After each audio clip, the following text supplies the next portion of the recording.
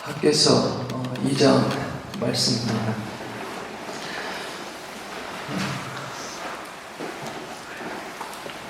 겨울이 되면 12월이 되면 한 해가 결산이 되죠. 그리고 정리하는 달입니다. 보통 예전 교회, 다른 교회 같으면 1월 달이 되면 신방을 가요. 신방을 가가지고 짜가지고 대원들과 같이 이렇게 신방을 갑니다. 그러면 어려운 가정도 가고 또 형편이 좋은 가정도 갑니다. 이전에 교회에 있었을 때는 용인회가 있었는데 남사라는 지역이 있습니다. 거기는 화해를 많이 하는데 일을 이렇게 하다가 사업을 하다가 망하고 이제 다 정리하고 오는 사람들이 많이 있어요. 어떤 가정을 이제 신방을 갔어요. 대원들하고 같이 갔는데 도망가 오다시피 온 거죠. 가족이 다 흩어지고 이제 신방을 드려달라고 그래서 담임 목사님 모시고 갔는데 집이 창호지가 다 떨어져 있어요. 대문은 떨어져 가지고 이렇게 기대 놓고 자기 집이 아닌데 남의 집에 이제 거의 폐가 흉가 같은데 가서 이제 바로 들어와서 살림도 정리하지 못하고 이제 사는 거예요. 그러면 신방대원들이 막 기도가 막 절절하고 뜨겁죠. 가정 위에서 또 안쓰럽고 하지만은 은혜를 또 많이 받아요. 이렇게 어렵게 살고 힘들게 사는 사람들도 있구나. 문제는 부자, 잘 사는 집에 갔을 때가 문제예요. 우리 그 여자 집사님들은 집 욕심 있잖아요. 남자들은 차 욕심 있고 좋은 집을 보고 오면은요 이제 한두 분씩 그 바가지 긁는 일로 인해서 이제 분쟁이 생기는 거예요. 집에 이제 이사 가자 그러고 우리는 맨날 왜 이렇게 살아야 된다냐고 그러고 한탄을 하는 거죠.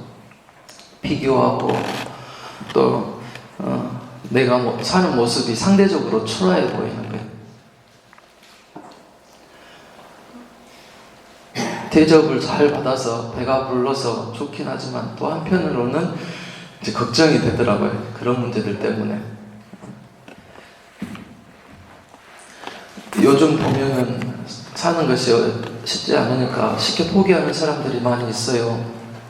사업을 하다가 가정생활을 하다가 또 공부를 하다가 자녀를 양육하다가 힘들어서 신앙생활도 포기하는 사람들이 있습니다. 여러 가지 이유가 있겠죠. 능력이 부족할 수도 있고 또 피치 못할 사정으로 있어서 큰 어떤 부도를 맞을 수도 있고 또 내가 기대하고 또 기도하면서 열심히 했는데 시간이 지나니까 가치가 없으니까는 이제 중단하는 거예요. 이제 이걸 내가 해봤자 할 수 없고 또 내게 유익이 안 되겠다. 처음에는 정말 하고 싶었는데 나중에는 이제 포기하는 거죠. 오늘 말씀에 유다 사람들이 그래요. 포로에서 돌아왔어요. 근데 성전을 하나님이 지으라고 고레스 왕을 마음을 움직여가지고 스룹바벨과 여호수아와 유다 백성들이 돌아와서 성전을 열심히 짓다가 포기해버렸어요. 그리고 16년이 지난 겁니다. 16년 동안 중단했던 그 이유가 있어요.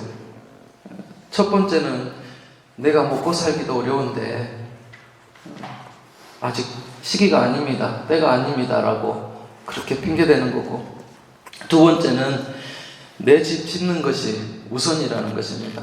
집을 짓고 꾸미는 것이 먼저지 하나님의 전을 세우는 것이 먼저냐. 세 번째 이유는 사마리아 사람들, 그것을 질투하고 방해하는 그런 세력들이 있었습니다. 그 상황에서 하나님께서 오늘 1, 2절에 학개를 통해서 유다 백성들과 그 스룹바벨 유다 총독 그리고 지도자 제사장 여호수아에게 말씀을 주는 거예요. 3절에 보니까는 비교하죠. 예전에 솔로몬 성전하고. 솔로몬 성전 지을 때 어땠어요? 석공과 목공들, 기술자들이 해외에서 막 왔어요. 그리고 그 동원된 사람들만 18만 명 이상이 그 공사에 동원이 됐어요. 건축 기간도 7년 이상이 걸렸죠. 또 최고의 건축 자재로 만들었어요. 레바논의 백향목, 참나무. 이전 솔로몬의 성전과 비교를 하니까는 지금 성전이 어때요? 초라해 보이는 거예요. 그렇게 생각될 겁니다. 그러니까 건축한 사람들의 마음이 어때요? 허무해져요. 실망이 돼요. 지금까지 열심히 노력했던 것들이 실망이 되는 거예요. 요즘 교회 봉사하라 하면은 많이들 잘 안 해요. 힘들게 희생하고 헌신하는 일 안 하려고 그래요. 어른들이 말해요. 예전과 같지 않다고. 요즘 젊은 사람들은 그렇게 이제 시리하고 실망하고 낙심해 있을 때 하나님께서 4절에 말씀을 주시죠.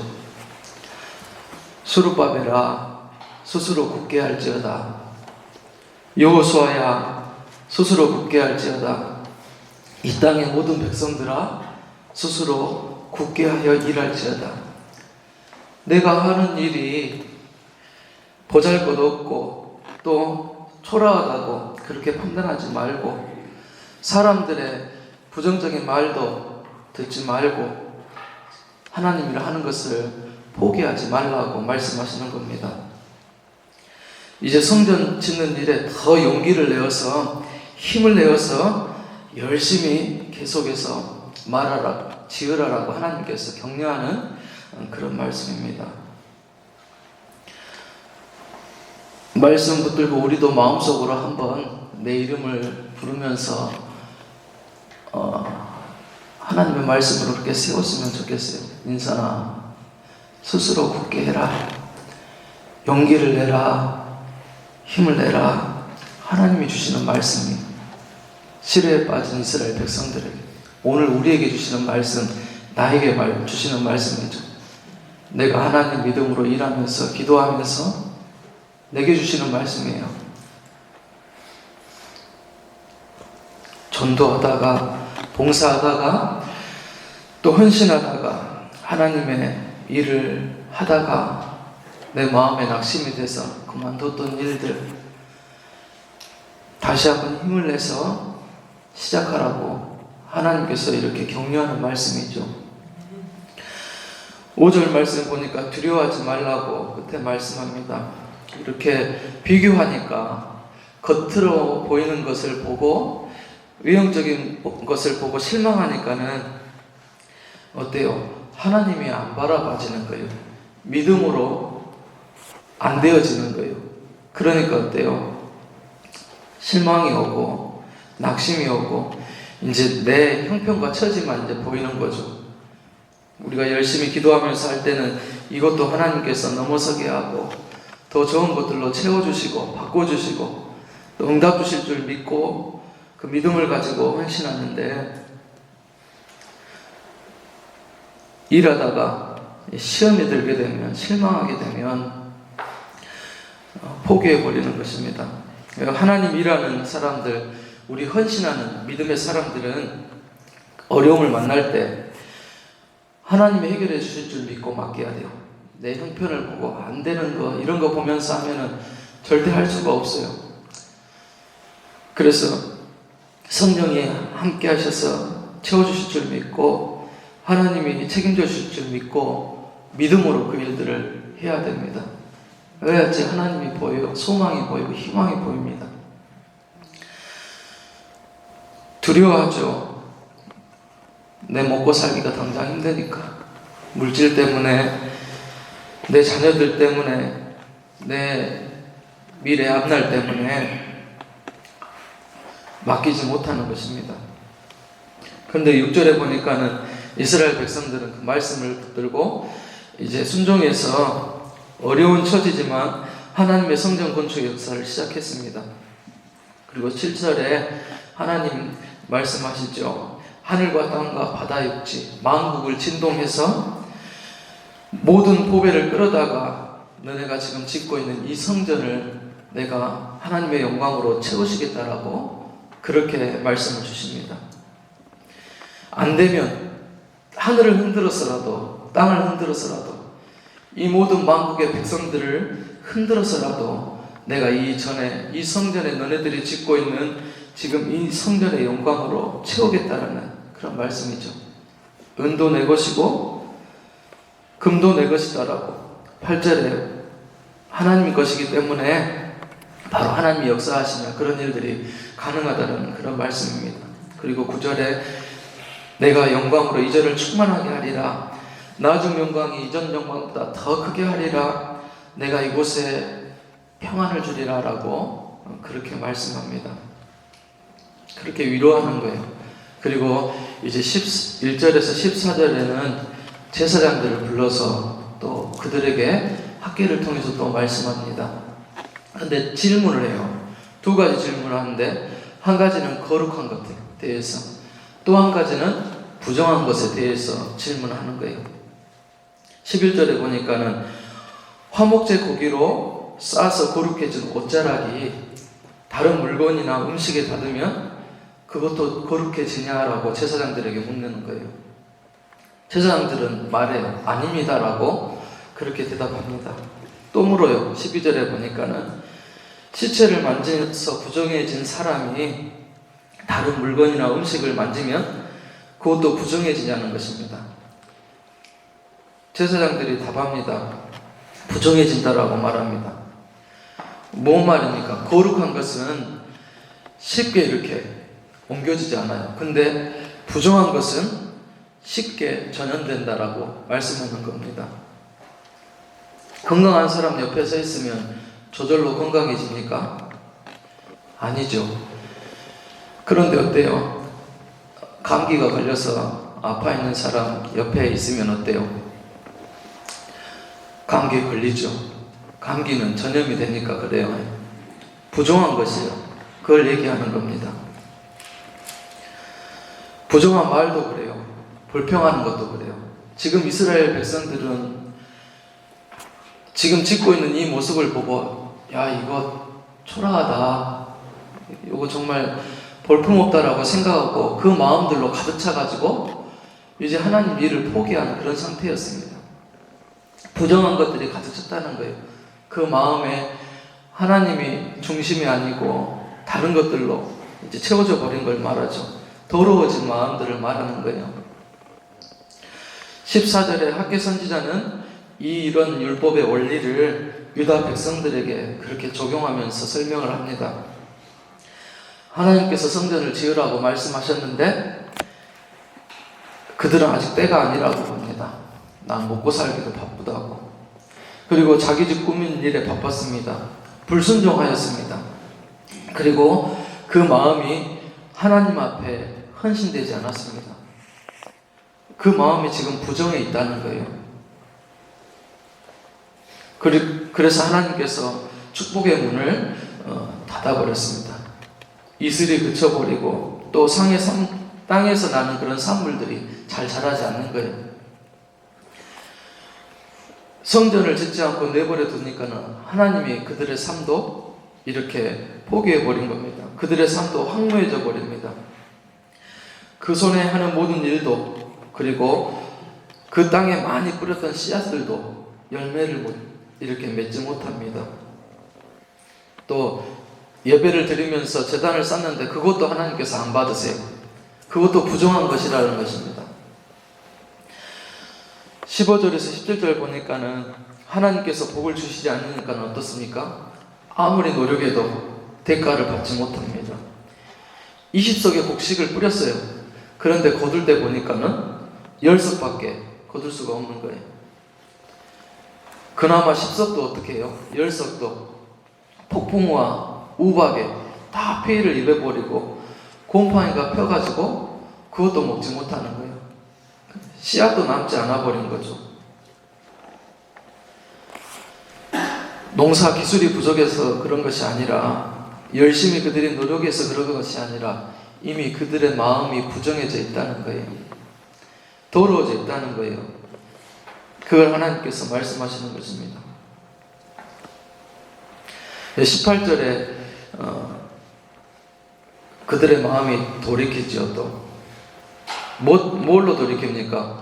하나님께서 학계를 통해서, 학계 선지자를 통해서 주신 말씀을 받고 그들의 마음이 변화됩니다.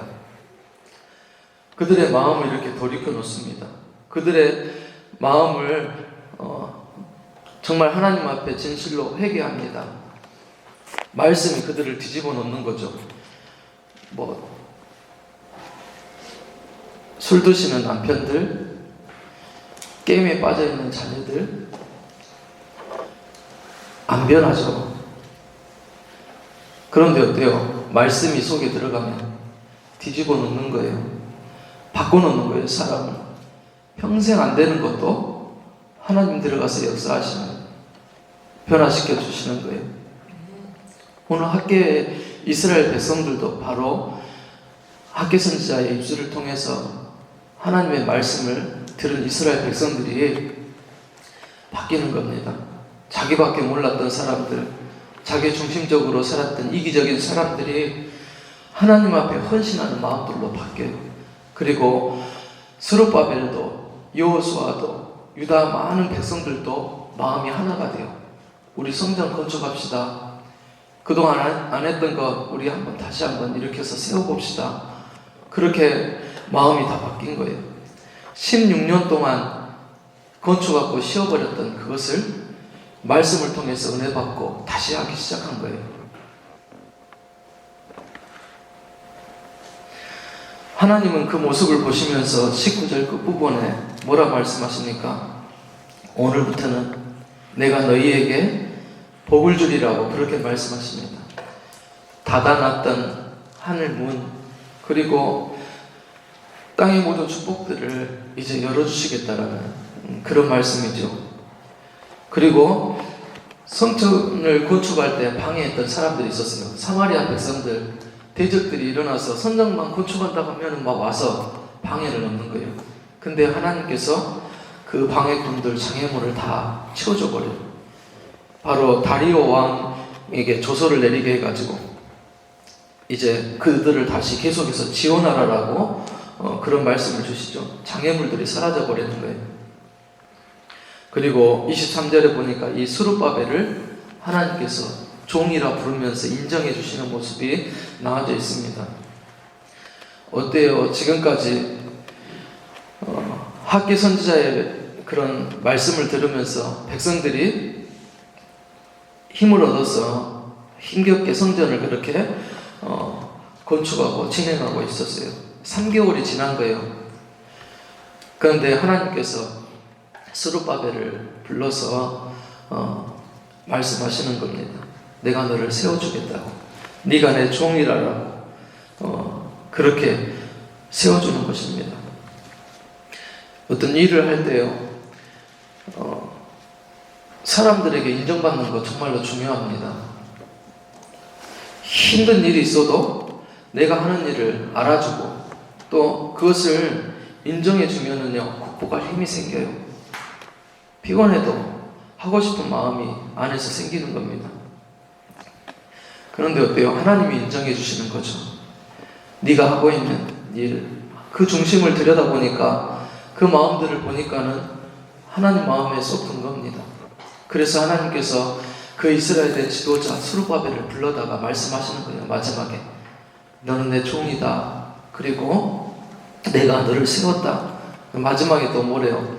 인장반지를 그렇게 주겠다라고 그렇게 말하죠. 인정해 주시는 거죠. 인장반지는 뭐예요? 왕이 끼고 있어요. 그리고 중요한 일을 결제할 때 쿵 하고 찍으면 그게 바로 왕의 말이 되는 거예요. 하나님께서 스룹바벨의 권위를 그렇게 세워준다는 그런 말씀이죠. 이전에 말씀을 받지 못하고 은혜 받지 못했을 때 스룹바벨은 어땠어요? 16년 동안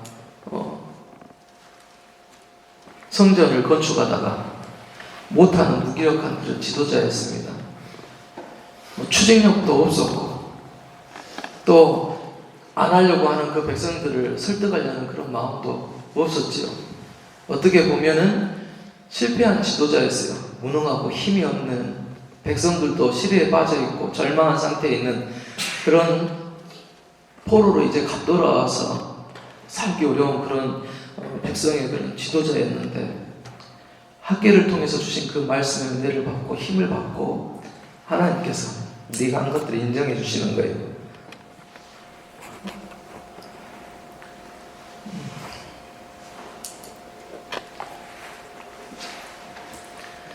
책망하는 것이 아니라, 처음에는 책망하면서 말씀 주셨거든요. 이 학계서에 처음에 보면. 근데 지금 어때요? 하나님이 그들을 세워서 위로하시고 격려하시면서 이제 칭찬하고 인정해 주시는 거예요. 저희들 하는 일, 하나님 앞에 봉사하고 섬기는 일, 겉으로 보기에는 초라하게 보일 수 있어요.